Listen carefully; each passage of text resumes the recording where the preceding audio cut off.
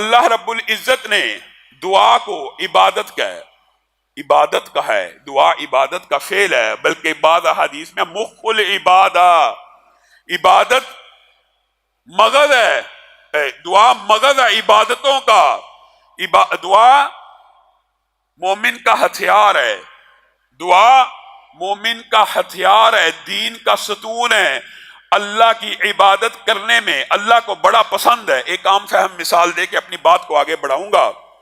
میرے بھائیو، آپ کا ایک والد ہو، ایک والدہ ہو، آپ ہر وقت اس کی تعریف کرتے رہیں، اور باپ آواز دے آپ لبیک کہیں، باپ آواز دے آپ اس کو جوتی پہنائیں، باپ آواز دے آپ اس کی ایک ایک بات کو مانتے ہوں، اور پھر کبھی آپ اپنے باپ سے 10 روپے مانگ لیں، 20 روپے مانگ لیں، یہ مفہوماً سمجھانے کی کوشش کر رہا ہوں۔ آپ کے باپ کے جیب میں نہ بھی ہوں گے، چاہے اس کو آسمان سے تارے توڑ کے لانے پڑے، اگر وہ بیٹے سے راضی ہے، بیٹے سے خوش ہے، اور بیٹا وہ لفظ نہیں کہہ رہا جو اللہ کے لیے بندہ کہتا ہے۔ بندہ کیا کہتا ہے؟ سبحان اللہ، سبحان اللہ۔ بندہ تو اللہ کے بارے میں یہ الفاظ کہتا ہے۔ کیا کوئی بچہ اپنے باپ کے بارے میں پیار کے، محبت کے یہ الفاظ کہہ سکتا ہے؟ نہیں کہہ سکتا۔ زیادہ سے زیادہ جی میرے بابا، بابا میں حاضر ہوا، لبیک، باپ کی جوتیاں سیدھی کر رہا ہے۔ ایک دن 10 روپے کی ضرورت پڑ گئی، باپ سے مانگا، اب بتائیں باپ کی کیفیت کیا ہوگی؟ اس کو 10 روپے دینے کے لیے اگر جیب میں ہوں گے اسی وقت دے گا، اور اگر نہ ہوں گے تو پوری دنیا سے لڑ جائے گا، اپنے بیٹے کے لیے پیسے لے کے آئے گا۔ آپ نے اللہ کے بارے میں کیا سمجھا کہ اللہ سے آپ نے کوئی چیز کی گزارش کی ہے، کوئی چیز کی درخواست کی ہے؟ کس کے ساتھ؟ پہلے حمد بیان کی ہے، پھر درود پاک پڑھا ہے، پھر سبحان اللہ کہا ہے، پھر الحمدللہ کہا ہے۔ اللہ کو اتنی تعریفیں کرنے کے بعد اللہ کو کہا، اللہ مجھے 10 لاکھ دے دے، اللہ میری فلاں پریشانی دور کر دے۔ یہاں پہ باپ کی جیب میں ہو تو باپ تو فوراً دے دے، اور جس کے پاس کل کائنات کے خزانے ہیں، تجھے کس نے وہم ڈالا ہوا ہے کہ وہ عطا نہیں کرے گا؟ تجھے وہم ہے۔ محمد الرسول اللہ صلی اللہ علیہ وسلم نے اسی ضمن میں مجھے اور آپ کو سمجھانے کے لیے ایک حدیث بیان کر دی کہ ہو سکتا ہے کسی کے دماغ میں مغالطہ ہو، میری یہ ضرورت بہت بڑی ہے، اللہ کے پاس شاید یہ چیز موجود نہیں ہے، اللہ شاید یہ عطا نہیں کر سکتا۔ نبی کریم صلی اللہ علیہ وسلم نے کہا، آدم اور ان کے تمام بیٹے، آدم اور ان کے تمام بیٹے، حضرت آدم سے لے کے قیامت تک، اس وقت دنیا میں 7 ارب انسان اس وقت موجود ہیں۔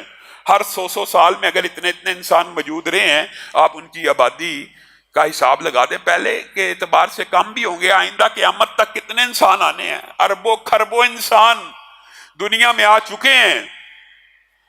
محمد الرسول اللہ صلی اللہ علیہ وسلم ارشاد فرماتے ہیں، آدم سے لے کے قیامت تک جتنے انسان پیدا ہونے ہیں وہ ایک قطار میں کھڑے ہو جائیں، اور آدم آئیں تمہارے رب کے خزانوں میں۔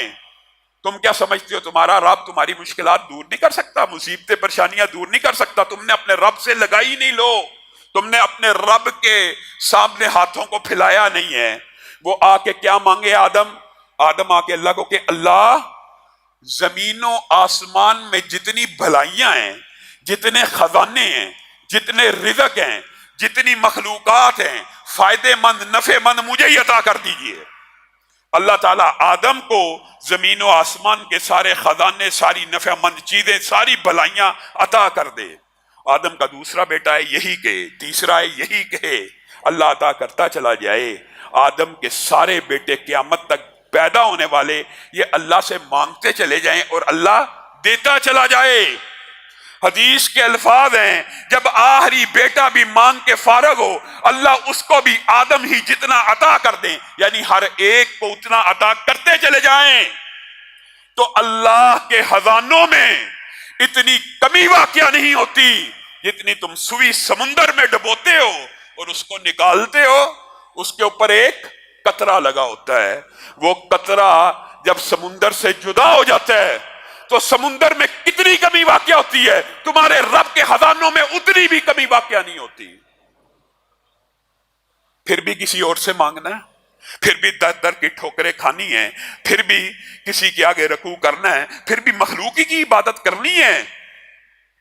میرا رب وہ ہے جس نے کہا جب بندہ نادم ہو کے چاہے گناہ کرتا ہو، پچھلے جمعے آپ کے سامنے رکھا، نادم ہو کے یا اپنی ضرورت کے لیے نادم ہوا ہو، تب بھی اپنی ضرورت کے لیے ہاتھوں کو اٹھا دے۔ یہ ہاتھوں کو اٹھانا صحیح حدیث سے یہ کیا انداز ہے؟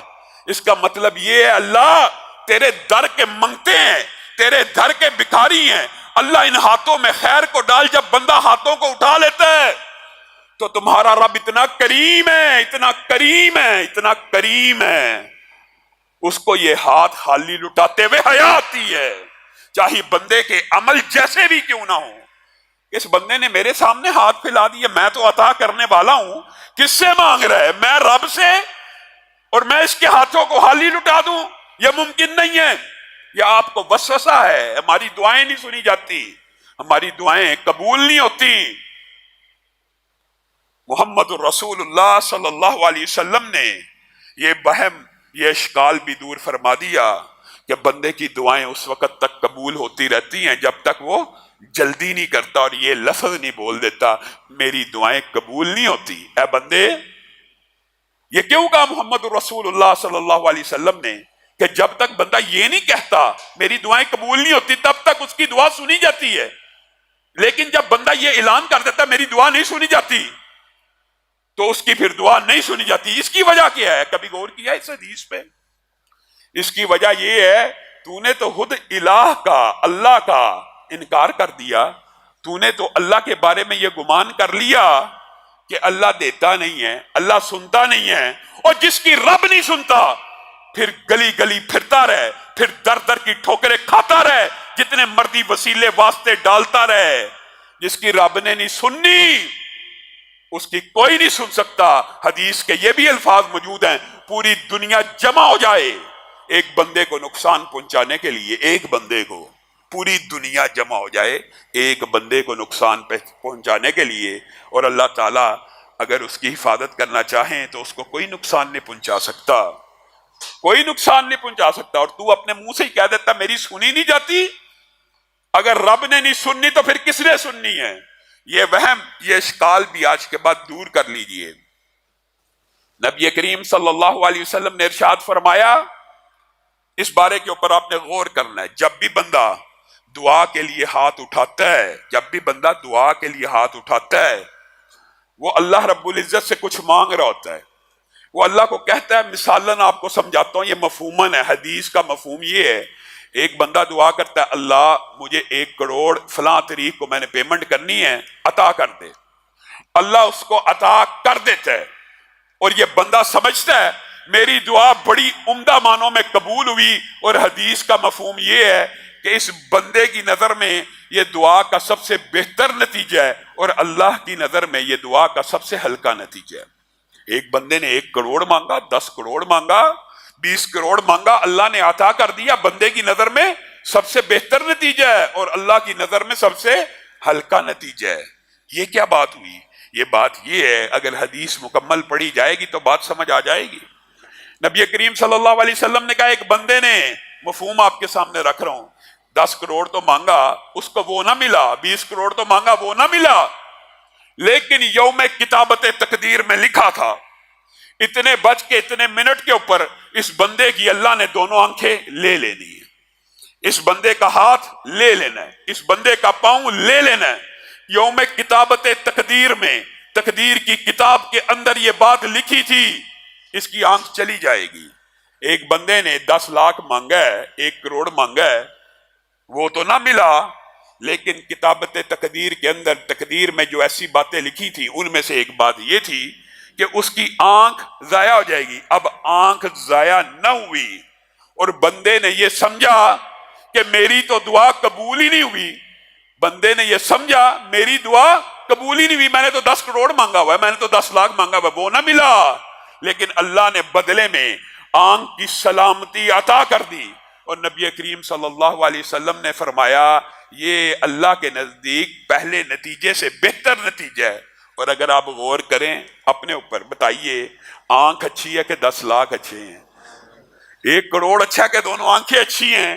اللہ رب العزت کی یہ عنایت ہے۔ اور یہ جو یوم کتابت تقدیر کا باب ہے، ضمنی طور پہ بات آئی ہے، یہ باب بڑا طویل ہے۔ بعض لوگ کہتے ہیں اللہ رب العزت نے کتابت تقدیر میں لکھا تھا دعا اب کی، وہ مٹا دیا گیا۔